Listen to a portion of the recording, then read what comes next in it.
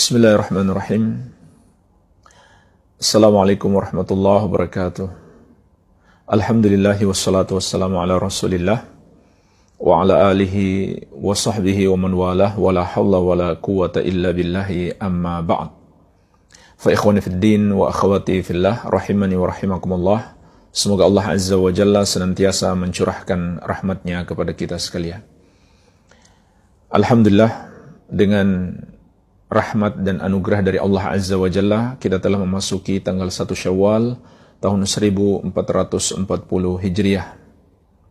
Saya ucapkan kepada seluruh kaum muslimin, taqabbalallahu minna wa minkum. Semoga Allah Azza wa Jalla menerima amal-amal ibadah kita semuanya.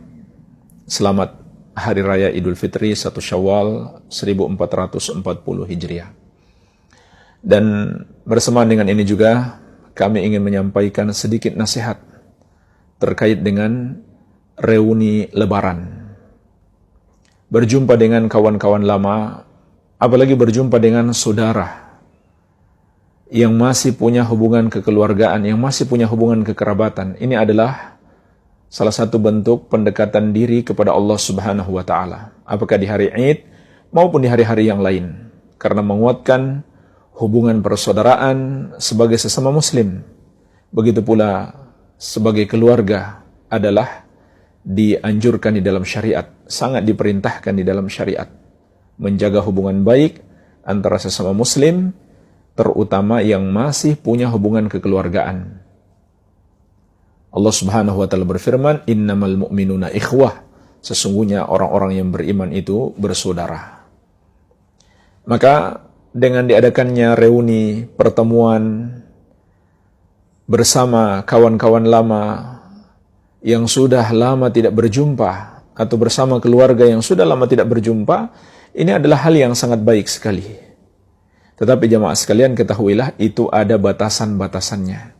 Di antara batasannya yang ingin kami ingatkan pada kesempatan yang mulia ini adalah reuni itu tidak berlaku bagi lawan jenis yang tidak punya hubungan mahram. Tidak punya hubungan mahram, tidak punya hubungan kekeluargaan, atau tidak punya hubungan yang mengharamkan mereka untuk menikah, yang disebut dengan hubungan mahram. Mengadakan acara reuni dengan kawan-kawan lama yang tidak punya hubungan mahram, itu bukan silaturahmi.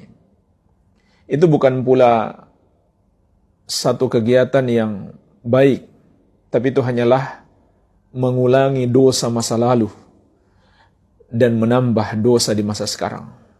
Kenapa jemaah sekalian? Karena ketika terjadi pertemuan antara laki-laki dan wanita yang bukan mahram, apalagi di sebuah acara besar, maka ada banyak kemungkaran yang terjadi di situ. Di antaranya adalah tidak menjaga pandangan mata. Sulit menjaga pandangan mata.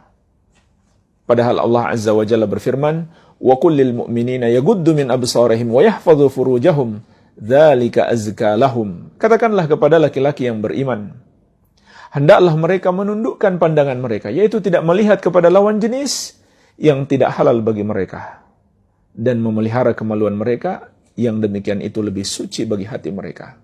Wa kullil mu'minati yaghdudna min absarihinna wa yahfadna furujahunna. Dan katakanlah kepada wanita-wanita yang beriman, hendaklah mereka menundukkan pandangan mereka, tidak melihat kepada laki-laki yang bukan mahramnya atau bukan suaminya, dan hendaklah mereka memelihara kemaluan mereka. Ini pelanggaran yang pertama. Tidak akan bisa menjaga pandangan mata. Apatah lagi kalau berjumpa dengan kawan-kawan lama yang belum menutup aurat dengan baik, atau dengan para wanita kawan lama kita yang belum menutup aurat, maka dosanya pun akan semakin besar. Baik dosa dari wanita tersebut atau dosa kita memandangnya. Ya. Kemudian yang berikutnya juga terjadi campur baur antara laki-laki dan wanita. Padahal Allah Azza wa Jalla memerintahkan kepada orang-orang yang sangat kuat imannya dan kepada wanita-wanita suci yang sudah dijamin masuk surga untuk menjaga batasan, menjaga hijab ketika terjadi interaksi di antara mereka. Allah Azza wa Jalla berfirman kepada para sahabat radhiyallahu anhum ajmain, wa idza sa'altumuhunna mata'an fas'aluhunna min wara'i hijabin dzalikum atharu liqulubikum wa qulubihinna. Kalau kalian meminta sesuatu kepada istri-istri Nabi, maka mintalah dari balik hijab. Yang demikian itu lebih suci bagi hati kalian, bagi hati mereka. Ini orang-orang yang sangat kuat imannya, tetapi Allah masih perintahkan mereka untuk menjaga kesucian hati mereka dengan menjaga hijab di antara mereka. Begitu pula jemaah sekalian, apabila berjumpa dengan kawan-kawan lama yang lawan jenis ini, kemudian berjabat tangan, padahal tidak ada hubungan mahram, maka Rasulullah SAW telah mengingatkan, la an yut'ana fi ra'si ahadikum bimikhyatin min hadid khairun lahu min an yamassa imra'atan la tahillulah. Ditusuknya kepala seorang dari kalian dengan jarum besi, itu lebih baik daripada dia menyentuh seorang wanita yang tidak halal baginya. Mengapa jemaah sekalian semua ini dilarang? Karena ini semuanya adalah pintu-pintu yang menjerumuskan kepada zina, hubungan terlarang. Makanya Allah Azza wa Jalla mengingatkan kita, wala taqrabuz zina innahu kana fahisyatan wa sa'a sabila. Janganlah kamu mendekati zina, karena sesungguhnya zina itu adalah perbuatan yang keji dan seburuk-buruknya jalan. Perhatikanlah ayat yang mulia ini. Allah tidak mengatakan langsung jangan berzina, tapi kata Allah jangan mendekati zina. Artinya bukan zinanya saja yang dilarang. Hal-hal yang mendekatkan kita, menjerumuskan kita kepada zina, itu juga dilarang. Mulai dari pandangan mata, bercampur baur, bersentuhan, sampai akhirnya berdua-duaan. Ini semuanya dilarang dalam syariat. Dan ini bahkan bukan sesuatu yang kita khawatirkan lagi. Tetapi ini sudah betul-betul terjadi. Terjadinya perjumpaan, pertemuan dengan kawan-kawan lama yang berlainan jenis ini. Antara laki-laki dan perempuan yang tidak punya hubungan mahram. Kemudian akhirnya mengantarkan kepada perzinaan. Kemudian juga menghancurkan rumah tangga. Karena muncul CLBK, cinta lama bersemi kembali. Cinta yang terlarang. Cinta yang tidak diikat dengan hubungan yang halal. Bersemi kembali.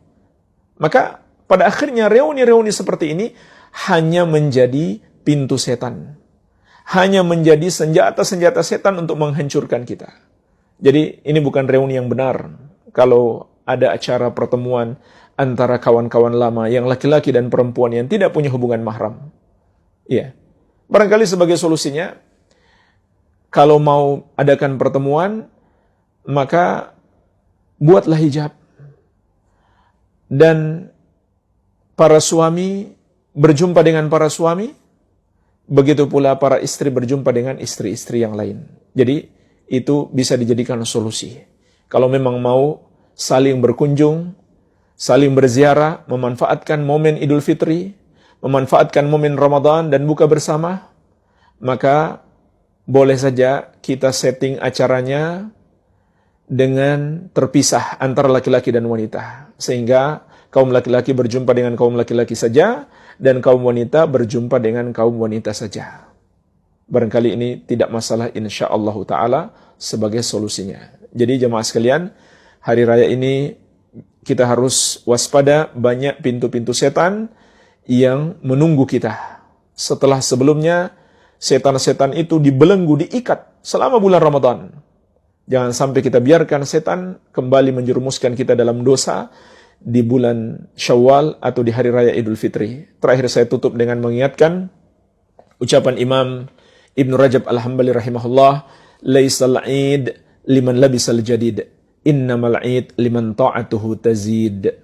Bukanlah hari raya itu untuk orang yang berpakaian baru, melainkan hari raya itu untuk orang yang ketaatannya bertambah. Laisal 'id liman tajammala bil libasi war rukub, innamal 'id liman ghufira lahu dzunub. Bukanlah hari raya itu untuk orang yang berhias dengan pakaian yang indah dan kendaraan mewah, melainkan hari raya itu untuk orang yang diampuni dosa-dosanya. Kita tidak tahu Kita tidak bisa memastikan apakah dosa-dosa kita selama bulan Ramadan atau di tahun-tahun sebelumnya diampuni oleh Allah atau tidak. Maka mengapa kita masih menambah dosa lagi? Semoga Allah Azza wa Jalla senantiasa melindungi kita dari keburukan dunia dan akhirat, dan semoga Allah Azza wa Jalla senantiasa menganugerahkan kepada kita kebaikan dunia dan akhirat. Wabillahi taufik walhamdulillahi rabbil alamin. Wassalamualaikum warahmatullahi wabarakatuh.